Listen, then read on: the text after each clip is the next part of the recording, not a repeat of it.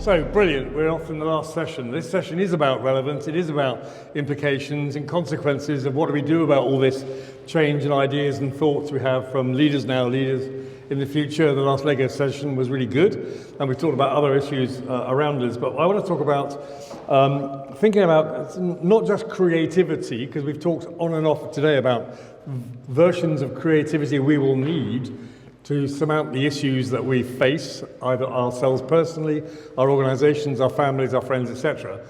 But actually creativity is common and easy. Innovation is actually doing something about it, and that's when the rubber hits the road and it gets harder. So how do you innovate? And innovate is actually, in my world, doing things completely differently.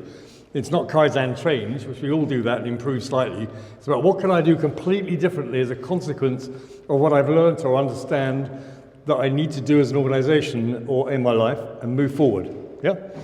So I'm not going to make you do that, by the way, but just thinking about it. What I do think is interesting is what causes organizations to fail.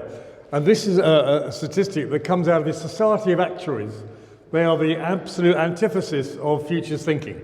So the Society of Actuaries, who use evidence, say that 60% is from strategic risk, i.e. what we do. Not necessarily how we do it, which is operational risk, or the consequences of how we do it, which is financial risk.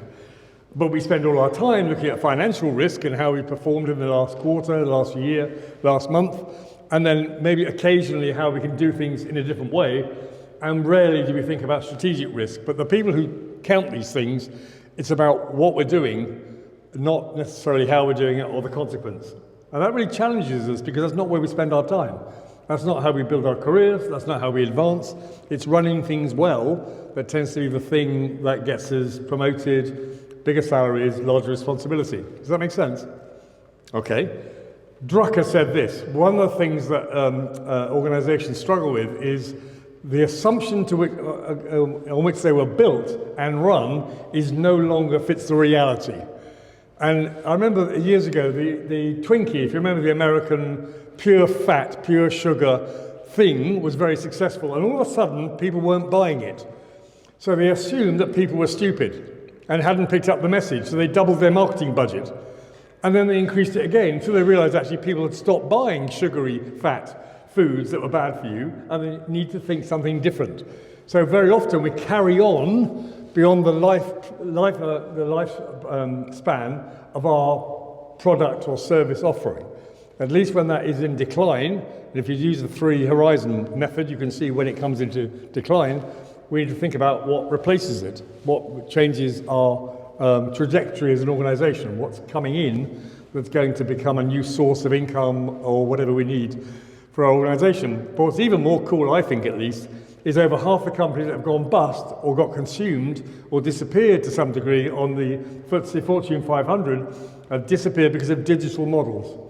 One simple algorithm, digital models have meant that what they do is irrelevant or they need to be consumed by somebody else. So it's quite dangerous to get into these areas, but it's also more dangerous to do nothing.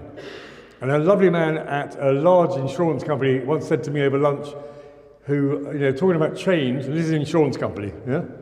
And they were saying that they don't ever change because of all the things they need to do. It's when the risk of doing nothing is more than the risk of doing something, we change. Which is quite sad in a way, isn't it? But that's the sort of algorithm that works. So when the risk of doing nothing is more than the risk of doing something, we change. Not that we change because we're hoping to get opportunity. Anyway, moving on. The Brussels organisation, the Aarhus University, looked at those that look to the future to some degree, and they said we're over 40% more likely to be successful in their markets if they spent some time in some systemic way examining the future. That's not to turn everybody into futurists, but occasionally and systemically, how do we look at the future, and how do you attract what we learn into our organisation? So, quantifiably, it's worth doing if A, we want to succeed when things are changing and our product is no longer relevant, and B, because organisations are measured that that's where the success is. Another one is this, that a lot of organisations, CEOs are saying our organisational structure needs to change, not just what we do or even how we do it, but the way we're organised.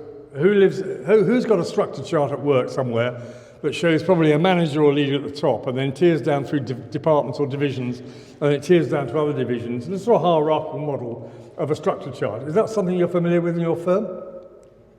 Yeah, okay. Well, that was developed for the Napoleonic Wars from the British Army. So from a command and control, it's 200 odd years old, and it was developed for command and control, not for organizations that are traditionally or more increasingly networked organizations with power and influences in the organization internally and externally, and thinking how you operate. Because actually, by and large, companies don't operate necessarily according to their structure chart. They work in special projects, they work in special teams, they work on initiatives, and in different manners, but we find it difficult to represent how we work in different ways. And sometimes it's very freeing to think about how would I represent how we really work? Who are the soothsayers? Who are the people in our organisation that bring about change? So that's one. And the other one is complexity and culture, and boy, do I come across that. But organisations that find it almost impossible to know how to change it because it's too complicated to explain, let alone change. And that's the issue. You know, I came up with a phrase once that was never picked up, was simplexity, the art of making the complex simple. It's something we need to be able to have in mind when we're thinking about our firms, is how can we make them simpler to operate so that we can explain to others and then be more nimble and flexible. So a few pointers there, one way or the other. And of course the obvious is we've been moving for a while now. It's moving from product centricity. And if you remember a while ago, we were productizing everything we did to make it more packageable and saleable. And yet we're moving now towards a more systems-based approach, a service-based approach. What can we bring by way of value through services as opposed to the product, if you like, of what we bring? And that's productizing services and products, by the way, and then delivering systems for products and for system services. And one example I love is Philips. Do you know Philips? Consumer electronics company, okay? They make vast amounts of things, very bright, a lot of imagination, a lot of innovation. But what they recognized a few years ago is that there was a commoditization of consumer electronics, and therefore that is increasingly a world they did not want to be part of. It is no longer premium value to them. And they identified that actually data around health is the potential for a new future. And for several years, that division, before the pandemic, when things changed a bit, was their fastest growing, most profitable division as they started collecting data on health of a cohort of people. And what they did was build a network of over 100 million patients and the data around sensors on those customers. So they built an amazing data set that they could sell to others and monetize. And it's a completely different way of looking at it. It's not products, consumer products, it's data and services. So they changed that business massively. Finally, an example again of, and it is a health one, I'm afraid. It's Ping An, which is a Chinese financial services firm, expanded into providing references to medics. And they provide over 300 to 400,000 references a day to medical establishments, which has got nothing to do with financial services. Should we do that in the UK? Could we do that in the UK? Guess what? We can't do it. Because the regulation around financial services means that it would be an unregulated activity in a regulated world. And if you know financial services, you'll know that's a massive challenge, albeit it should be unregulated. So it's really interesting that lots of firms around the world, the example is it doesn't matter what it is. The issue is that people are breaking barriers from where they are now to where they want to be. So really the question to ask yourself is, where would I be where all the money is? Is it the over 60s in Indonesia? What do I give them? What do I want to do as a firm? Not just the things I've been talking about, but what could I do that's completely different, that will make us vastly more money and make life a lot easier and bring more value and greater purpose and greater engagement? What is it we might do? That's really having that sort of blank idea. I don't mean you're blank, but having a blank sheet of paper as an idea. What would we do if we started today, and then people around us, how would we do it? So that's just a bit of thinking about staying relevant, which I think is sort of important. But what I'd really like you to do, because this is more about you than it is about me, it always is anyway, is look at the futures wheel. I think I mentioned it earlier on, just to trail the idea. Is this something you've ever done before? It's really straightforward, but it's really effective. Basically, it's taking any trend that might impact you. You have to decide by table, by the way. So whatever that trend is, it doesn't matter to me at all, but something that will impact you in some way. And then saying, well, what's the first order of change that might generate for me? What would that cause in terms of change? And then when you go around these, what's the second level? And I'll give you an example. Look, in Indonesia, there was a case of malaria. There was a widespread malaria. So the WHO said we need to put DDT down to kill the mosquitoes. Good idea? Brilliant idea, and that's exactly what they thought. So they flew all over various parts of Asia with DDT.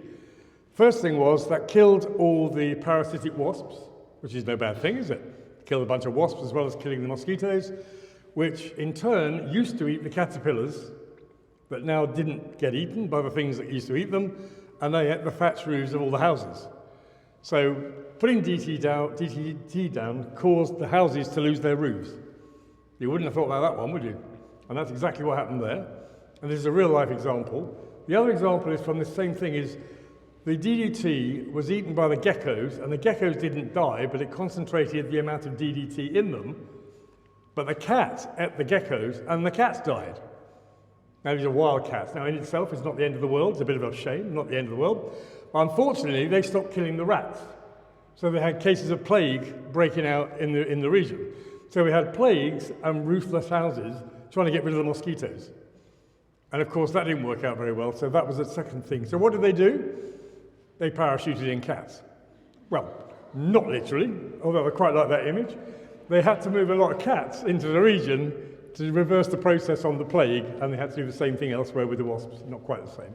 So the point is we can have unintended consequences of what we think to be the right action. It can be simple things like changing staff, putting a bit of technology in, partnering with a third party, whatever it is that's driving change. And it could be, and you're not supposed to read this, by the way, it could be, we did this for Samsung a few years ago, was what are the things that are changing for any company at any time? These sort of things are going on all the time, and so you're surrounded by it. But what impact are they having on you? What are the ones that are really important, and what impact might it have, and what second order of impact might it have, and maybe even the third order of impact, if you can get to it. And again, an example, it might be, I don't know, automation of office work. This is one example I put up here. The first thing, it could be, I don't know, fewer middle managers, fewer middle skills in the mix because we've automated the process. We don't need as many people with middle skills. Higher productivity, which is good news. It could be more tech skills required. Anything you thought might be important. The idea of this process, by the way, when you do it on your table, is to plonk something in the middle that you think is important, that you might all agree is going to have some impact, and then wear yourselves out, coming up with the first order of magnitude change. When you've done it, draw a circle around it, and we'll draw time about 5 minutes. I'm not going to give you a lot of time on that. And then we're going to ask you just to change tables once. A bit more confusion, sorry about that. And then the second, one person on your table stays put. Needs to have somebody who actually understands what's there. And then the others come in and add to it, and then you do the second order. Does that make sense? So this is the first order. So once you've done that and worn yourself out, so we'll blow a whistle, or Chester will do something equivalent, and we'll ask you to move table, and then think about the second level of implication. So of these, higher productivity, what does that mean? It doesn't really mean it. Problems with morale, it could say. It could be another one, more internal training required, because there's less, difficult to increase productivity. It could be fewer middle skills, reduce senior team pool, change the career plan. So it's whatever you think the second level consequence. So we go from fewer skilled, and what's the consequence of that? And then finally, maybe, if we get that far, and you might as well stay put for this, we're not going to move you around every time, that's asking too much. Is there a third level of consequence? Does that all seem clear? The good news about that, if you give this a go, and I know it's the last bit of energy for the day, is whatever you come up with is a finished article you can take away. It's actually self-documenting output. There's nothing else needs to be done to it. And if it's something you care about, then you can have somebody else look at it when you get back to the farm and have those continue to look at what the implications are for you. Is that okay? So it's choose one driver of change, what's changing, and then start working on that first impact, if you wouldn't mind.